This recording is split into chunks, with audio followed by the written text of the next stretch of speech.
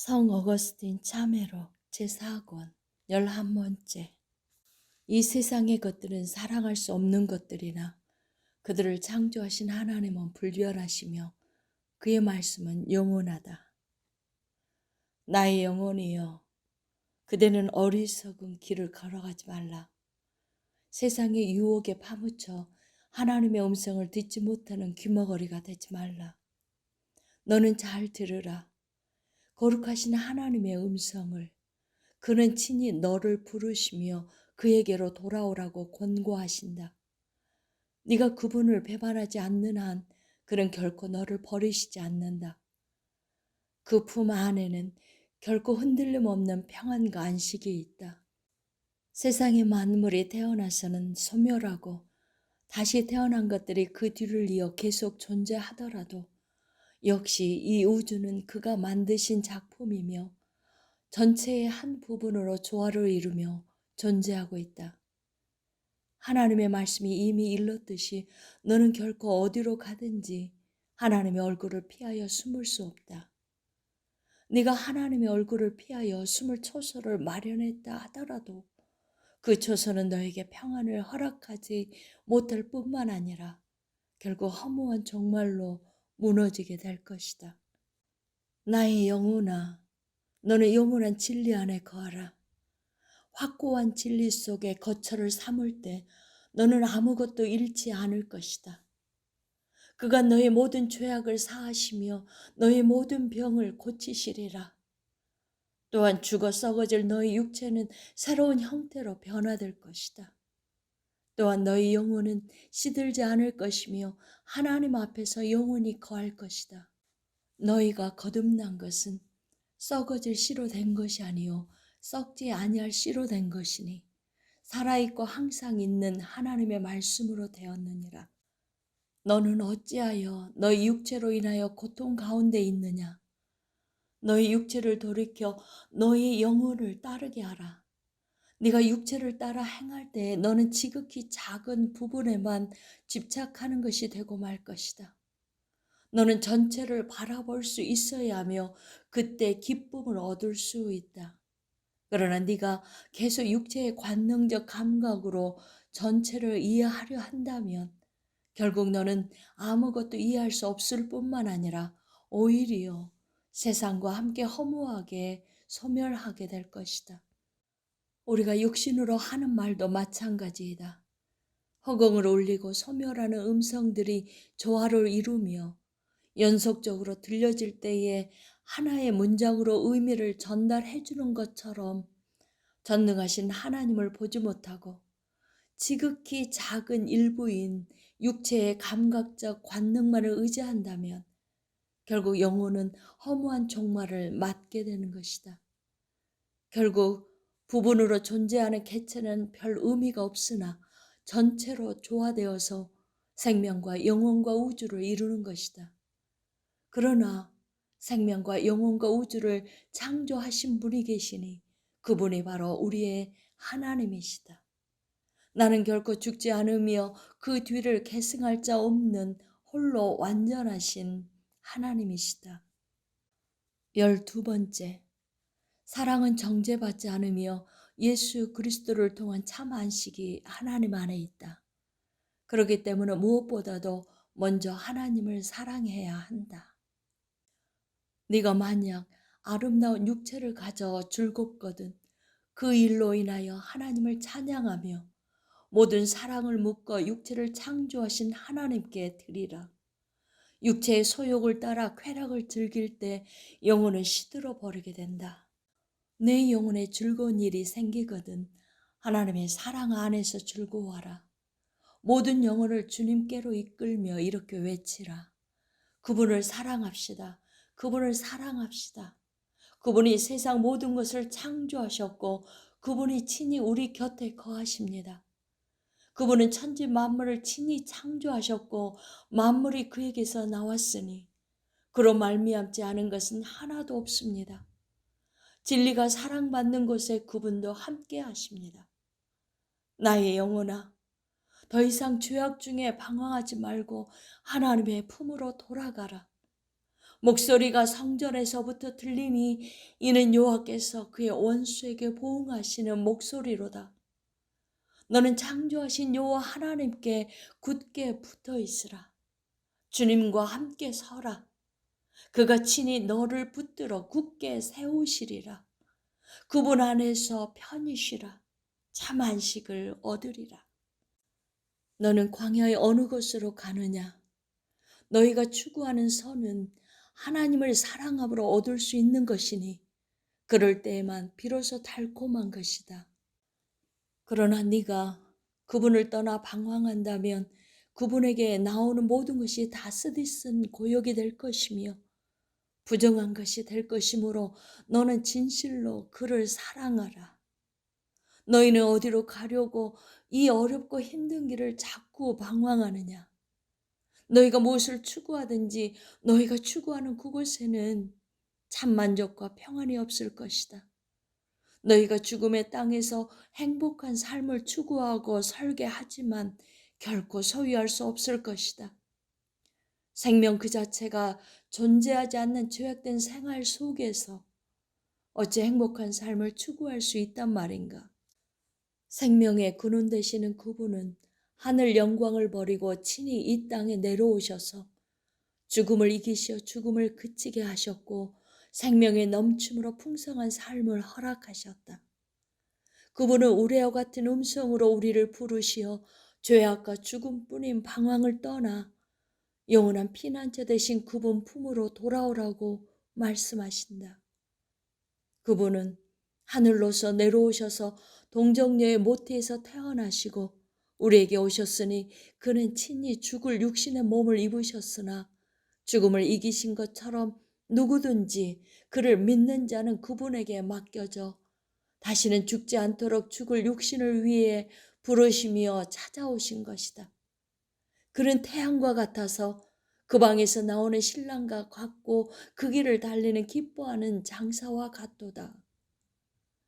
그분은 머뭇거리거나 주저함 없이 평생토록 자기 길을 기뻐 뛰시면서 말과 행동으로 삶과 죽음으로 강림과 부활로 우리를 부르신다. 그는 큰 소리로 외치시며 우리가 그에게 돌아오기를 간절히 기다리신다. 그가 세상을 떠나 우리의 시야에서 사라진 것은 우리의 가슴 깊숙이 안주하시기 위함이다. 그는 떠났으나 우리 가슴 속에서 역사하시기 때문에 우리는 가슴으로 그를 만날 수 있다. 세상이 그로 말미암아 지은 바 되었으므로 그는 자신이 창조한 이 세상을 결코 떠나지 않으셨다. 그리스도 예수께서 죄인을 구원하시려고 세상에 임하셨다. 나의 사랑 주님이시여, 당신에게 내 영혼이 고백하옵니다. 여호와여, 나를 긍휼히 여기소서. 내가 주께 범죄하여 싸우니 나의 영혼을 고치소서. 미련하고 선지자들의 말한 모든 것을 마음에 더디 믿는 자들이여, 주님, 우리의 죄악을 용서하여 주시고 우리의 생명을 주시려고 내려오신 주님을 따르도록 인도하여 주시기를 원하며 광야에 거하는 자로 하여금 주님 앞에 고개 숙이며 원수들로 하여금 티끌을 핥게 하옵소서. 그들이 눈물 골짜기로 지나갈 때에 그곳에 많은 샘이 있을 것이며 이른 비가 복을 채워주나이다.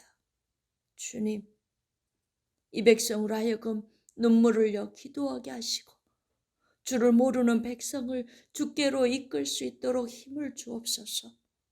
불타는 사랑의 불로 그들에게 말씀하시며 성령의 능력으로 친히 말씀하여 주옵소서. 13번째, 사랑은 우리 속에 있는 은혜와 아름다움에서 시작된다. 나는 그때 이 모든 것들을 알지 못했습니다. 나의 사랑은 지상의 세속적 아름다움에 관한 것이었습니다. 나는 세속적 아름다움에 심취했고 그래서 내 친구들에게 이렇게 말했습니다. 우리가 아름다운 것 외에 사랑할 것이 있는가? 그렇다면 도대체 아름다움이란 무엇인가? 무엇이 우리를 아름다움으로 유혹하며 우리가 사랑하는 것으로 마음이 기울어지게 하는 것은 무엇인가? 그것들이 우아하고 아름답기 때문에 우리를 이끌어 갈 수 있는 것이다. 또한 나는 육체 그 자체도 스스로 아름다움을 지녔다는 사실을 깨달았습니다. 신체는 부분적으로도 아름다울 뿐만 아니라 전체적으로도 조화된 아름다움을 형성하기 때문입니다. 이는 마치 신발과 발이 서로 조화되듯이 이루어지는 아름다운 조화입니다.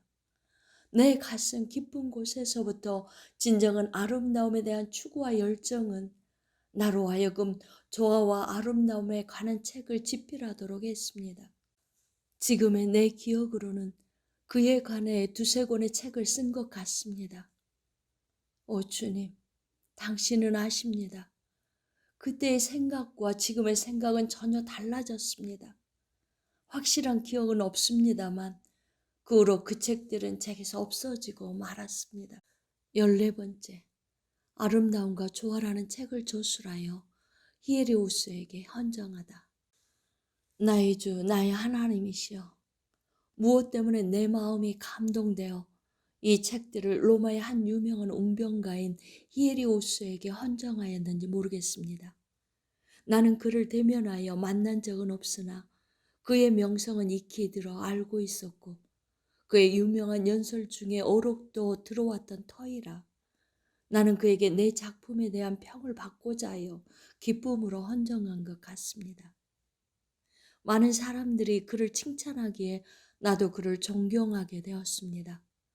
놀라운 일은 그가 시리아 태생으로 처음에는 헬라어로 웅변수를 배웠으나 후에는 라틴어를 공부하여 진정한 대가가 되었고 더욱이 철학적 소양이 특출하고 저희가 기뻤다는 사실입니다. 그의 말을 듣는 사람이면 누구나 그를 칭찬하였고 또한 그를 보지 않고서도 그를 칭찬하고 사랑하였습니다. 또한 그 자신의 말만이 아니라 그를 사랑하고 칭찬하는 사람이 다른 사람들을 감동하게 했습니다.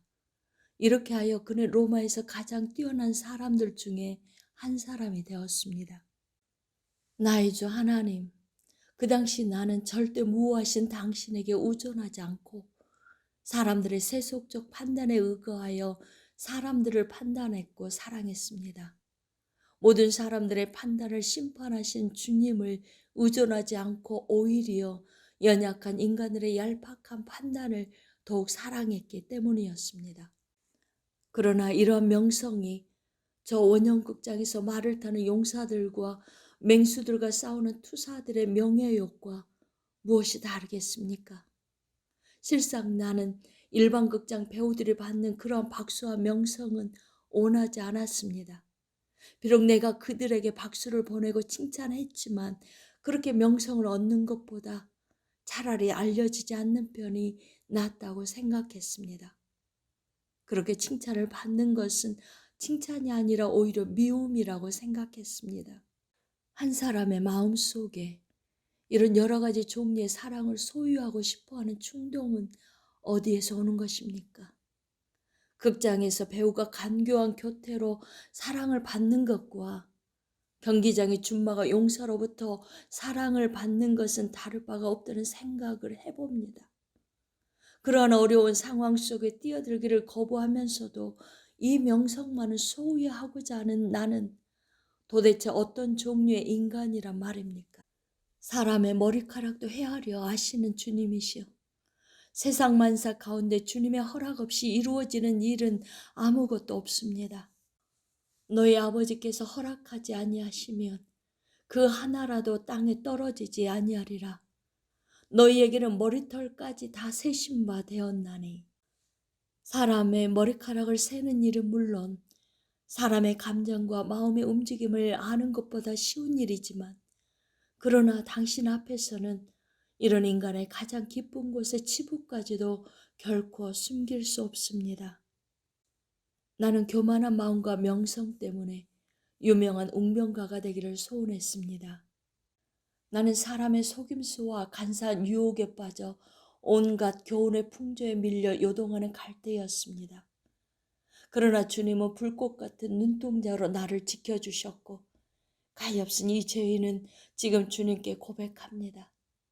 그를 칭찬하는 누구보다도 나는 그를 사랑하였습니다.